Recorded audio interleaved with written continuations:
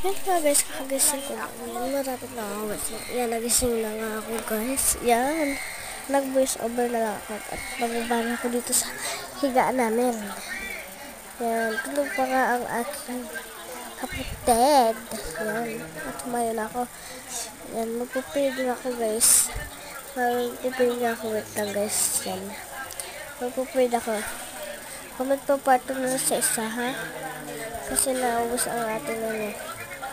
Yan. Nagpapayad na ako dyan. Yan. Nagpapayad na ako. Sorry na po ito yung voice over natin. Yan. Aanuhin ko na nga.